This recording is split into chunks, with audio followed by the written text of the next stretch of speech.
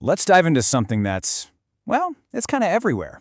It's this subtle but super powerful psychological trap that has quietly taken over the modern mind. It's this invisible force, you know? It's changing how we eat, how we think, how we experience our own lives, and it's all powered by one tiny little click. Okay, picture this. You're out to eat, the food arrives, it looks amazing, but what's the very first thing you do? Before you even think about taking a bite, that little voice pops up, wait, gotta get a picture of this first. Or hey, how about this one? You're driving, the light is perfect, your favorite song comes on the radio, and your first reflex isn't to just sing along and enjoy it. Nope, it's to whip out your phone and hit record. And that new gadget you finally got, or those new shoes, the actual joy of having it, it's almost immediately replaced by this urge to post it, to show everyone, to get those reactions. Yeah? Sound familiar? I'm gonna bet it does, because these aren't just random things we do.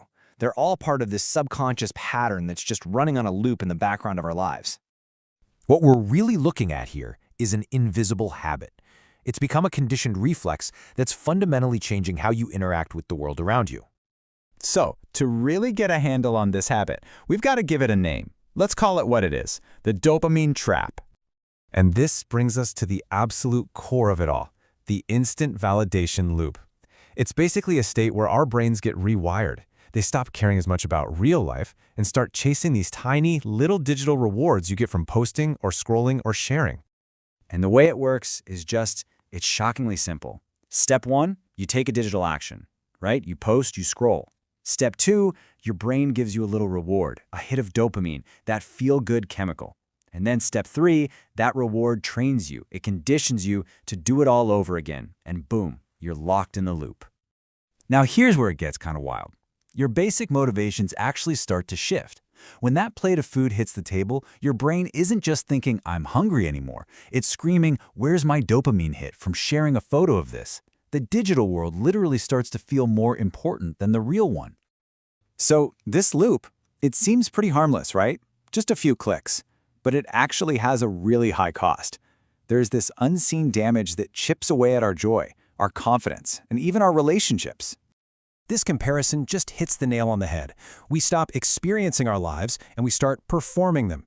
Instead of being present inside the moment, we're always standing outside of it, thinking, how does this look? How can I frame this for my audience? I mean, just think about this quote for a second. They don't just see a sunset, they see content. Wow, our whole perception of reality begins to change. A beautiful moment with nature becomes a potential post, a good meal becomes a sharing opportunity.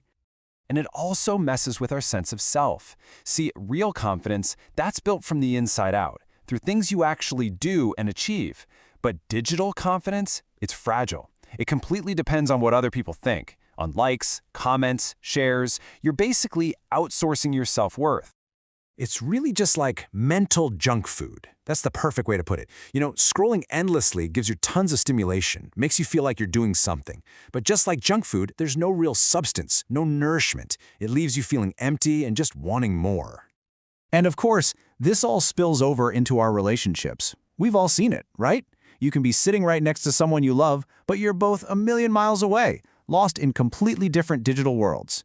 It's emotional distance, just in disguise. Okay, so that's all a bit heavy, but here's the really good news. You can absolutely break free. It is totally possible to escape this loop and get your focus and your life back. And the strategy is actually super simple. It's a 3-step interrupt. First, just awareness. That's it. Just notice the reflex when you go to grab your phone. Second, pause. Take one deep breath. Interrupt the autopilot program.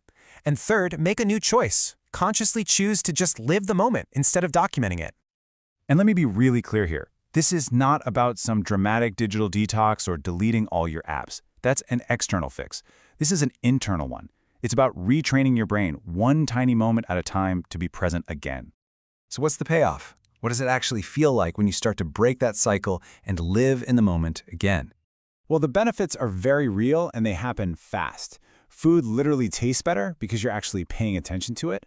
Conversations feel deeper and more connected. Life, in general, just feels richer. And you're giving your mind the space it needs to heal from all that constant digital noise. In the end, it all comes down to this one powerful idea. We get so wrapped up in capturing every single moment that we might be forgetting the whole point. The purpose of life isn't to record it, it's to live it.